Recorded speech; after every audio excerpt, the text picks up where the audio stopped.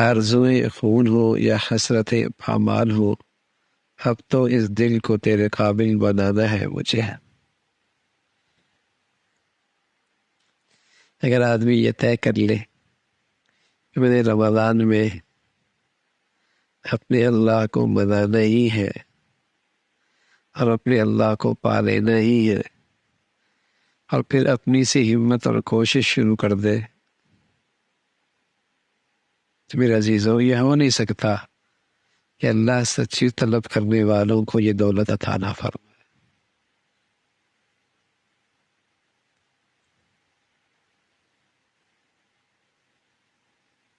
لیکن اندر یہ دل طے ہو کہ اب تو اس دل کو اے اللہ تیرے قابل بنا۔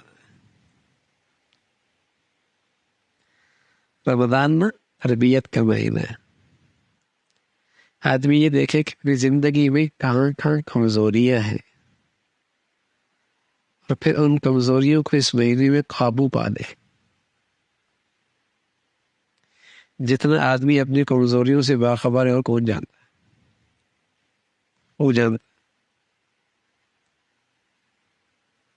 زبان کا تیز ہے، غصے کا تیز ہے، عبادت کا چور ہے، مال میں طبیعت میں بخل ہے، ہاں بدگمانی ہے۔ ہر آدمی جانتا ہے کہ کہاں کہاں کمزوریاں ہیں۔ عبادت میں کمزوری ہے، اخلاق میں کمزوری ہے، اللہ کا ضائع کرتا ہے، مخلوق کا زیادتی کرتا ہے۔ تو یہ ایک تربیت کا مہینہ ہے، تو آدمی ان کمزوریوں پہ قابو پا لے۔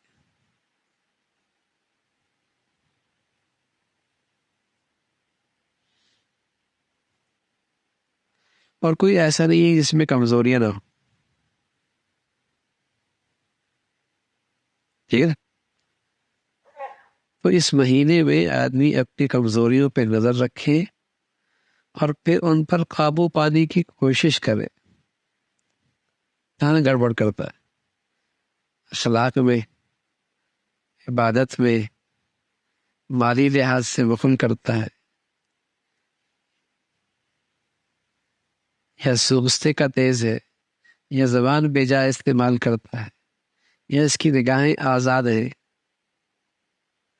یا دل نہ جانے کون کون سے وادیوں میں گھومتا رہتا ہے، کیا کیا سوچتا رہتا ہے۔ تو یہ آدمی کی زندگی میں کمزوریاں ہوتی ہیں، اس مہینے میں ان پہ قابو پانا ہے۔ رمضان صرف افطاری کے لیے، سحری کے لیے، تراویحوں کے لیے، اس کے لیے نہیں آتا۔ یہ تو سال بھر میں جو کمزوریاں لگ گئی زندگی میں، ان کو پور کرنے کے لیے آتا ہے۔ جہاں جہاں سوراخ ہو گئے، جہاں جہاں کمزوریاں آ گئی، جہاں جہاں ٹوٹ پھوٹ ہو گئی نا زندگی میں، دین کے لحاظ سے، ایمان کے لحاظ سے، اس ٹوٹ پھوٹ کو ٹھیک کرنا ہے۔ نئے سرے سے ایک توانا مسلمان، ایک صحت مند ایمان والا، ایک طاقتور دیندار، یہ رمضان ہے۔ کہ رمضان کے بعد اس کی زندگی وہ نہ ہو جو رمضان سے پہلے تھی۔ جو کمزوریاں تھی وہ الحمدللہ پوری ہو گئی۔ یہ رمضان اس لیے آتا ہے،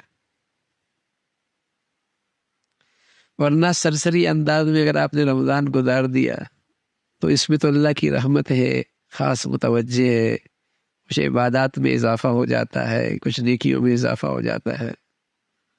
لیکن جیسی اللہ کی رحمت کا یہ سلسلہ ختم ہوتا ہے تو وہی کمزوریاں پھر غالب آ جاتی ہیں، وہی کمزوریاں غالب آ جاتی ہیں۔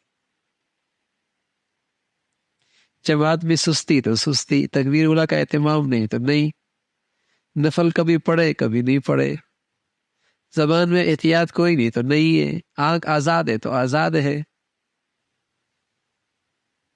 ہاں؟ دل میں ہر وقت دنیا کے خیالات ہیں، بس خواب بھی اسی کے ہیں، جینا بھی اسی کے لیے، دن میں بھی اسی کے لیے، ایک تماشا ہے زندگی کا۔ تو آدمی اس مقدس مہینے میں نا ان کمزوریوں پہ قابو پائے، ہر وقت آدمی دنیا ہی سوچتا رہتا ہے، اس سے بھی کوئی بڑا نادان ہوگا، بیوقوف ہوگا۔ اس رمضان میں اللہ سے اتنا تعلق بنے کہ اس کا دھیان رہنے لگ جائے، آخرت اتنی، اس کا اتنا استحضار ہو کہ اس کے خیالات آئیں، کس کے لیے جی رہے ہیں، کس کے لیے زندگی گزار رہے ہیں، کیوں دنیا میں آئے ہیں۔ پھر رمضان ہے تو یہ رمضان آتا ہے کمیوں پر، کمزوریوں پر، جہاں جہاں زندگی میں ٹوٹ پھوٹ ہوئی ہے اس کو صحیح کرنے کے لیے، ان پر قابو پانے کے لیے مشق کرے آدمی۔ اس رمضان میں مجاہدہ کرنا آسان ہے، ہمت اس لیے کہ الحمدللہ فضا ہوتی ہے، ماحول ہوتا ہے، اللہ کی خاص رحمت ہوتی ہے، وہ چلا رہی ہوتی ہے۔ چلو بھائی سال بھر تو ٹھیک ہے کبھی ہوتا ہے، اب رمضان میں مجالے میری ایک نماز رہ جائے، جماعت سے رہ جائے، تکبیر اولیٰ سے رہ جائے، آگے سے آگے بڑھے۔ بس اوقات مغرب افطاری کی نظر، جماعت افطاری کی نظر، مسجد کی نماز افطاریوں کی نظر، حول ولا قوت الا باللہ۔ تو یہ جو مقدس مہینہ ہے نا، اصل یہ ہے کہ جہاں جہاں میری زندگی میں کمزوریاں ہیں دین ایمان کے لحاظ سے، ان پر میں نے قابو پانا ہے۔ بس اوقات طبیعت میں ہوتا ہے، عبادت کا ذوق تو ہوتا ہے ماشاءاللہ، سخاوت بھی ہوتی ہے، لیکن اخلاق بڑی تکلیف دہ ہوتے ہیں،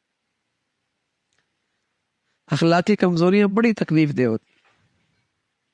یہ نہ چند دن کسی کے ساتھ رہ سکتا ہے، نہ بیٹھ سکتا ہے، نہ زندگی گزار سکتا ہے، ایسی کمزوری ہے۔ کچھ دنوں کے بعد وہ کاٹنا شروع کر دیتا بچھو کی طرح، زبان سے، طرز عمل سے، طریقے سے۔ یہ سخت کمزوریاں ہیں زندگی میں۔ تو ایک نیا انسان، ایک نیا مسلمان، تازگی اس کے اندر آ جائے، نئی زندگی آ جائے، یہ ایمان ہے، یہ ایمان ہے۔ پھر مزہ ہے رمضان کا۔